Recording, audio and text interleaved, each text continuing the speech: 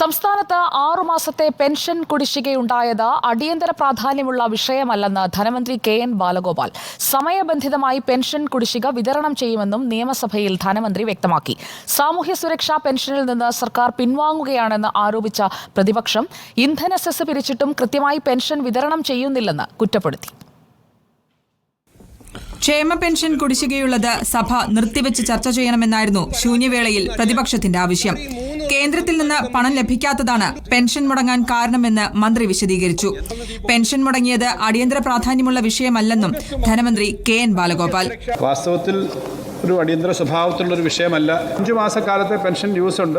പക്ഷേ ഈ മാസം തന്നെ ഒരു ഗഡുവും കൂടി കൊടുക്കുകയാണ് സർ. പണം കടമെടുക്കാൻ പോലും അംഗീകരിക്കാത്ത തരത്തിലേക്കുള്ള കേന്ദ്ര ഗവൺമെൻറ് നിലപാടാണ് സർ. അപ്പോൾ അങ്ങനെ നിലപാടെടുക്കുമ്പോൾ ആ നിലപാടിനെതിരായിട്ട് അതിശക്തമായിട്ടുള്ള ഒരു സമീപനം കേരളത്തിൽ സംയുക്തമായിട്ട് എടുക്കണം. ക്ഷേമ പെൻഷൻ സർക്കാർ ഔദാര്യമായിട്ടാണ് കാണുന്നതെന്ന് പ്രതിപക്ഷം. സർ, കേരളത്തിലെ പാവപ്പെട്ടവന്റെ സാമൂഹ്യ പെൻഷൻ 6 മാസം കുടിശ്ശികയായത് അടിയന്തര പ്രാധാന്യമുള്ള ഒരു വിഷയമല്ല, ചർച്ച ചെയ്യേണ്ടതില്ല എന്ന് പറയുമ്പോൾ തന്നെ ഈ തെരഞ്ഞെടുപ്പിൽ നിന്നും ഈ സർക്കാർ ഒരു പാഠവും പഠിക്കുന്നില്ല എന്നാണ് മനസ്സിലാകേണ്ടത്. അർഹമായ പെൻഷൻ കൊടുക്കുന്നത് സർക്കാരിന്റെ ഔദാര്യമായി കൊണ്ടാടുകയായിരുന്നു. ഇന്ധന സെസ് പിരിച്ചിട്ടും സർക്കാർ പെൻഷൻ കൊടുക്കുന്നില്ലെന്ന് പ്രതിപക്ഷ നേതാവ്. നിലവിലെ തുക പോലും കൃത്യമായി നൽകാൻ സാധിക്കാത്ത സർക്കാർ എങ്ങനെയാണ് ക്ഷേമ പെൻഷൻ 2500 രൂപയായി വർദ്ധിപ്പിക്കുന്നതെന്നും വി.ഡി. സതീശൻ. സർക്കാർ പെൻഷന് വേണ്ടിയിട്ടുള്ള ഉത്തരവുകൾ ഇറക്കുമ്പോൾ ആ പെർട്ടിക്കുലർ മാസത്തിന്റെ പേര് പറഞ്ഞാണ്.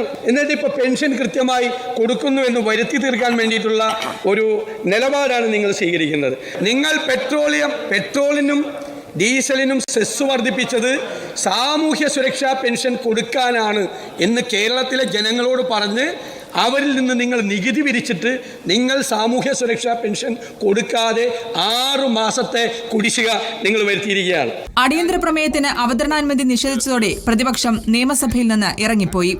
റിപ്പോർട്ടർ, തിരുവനന്തപുരം.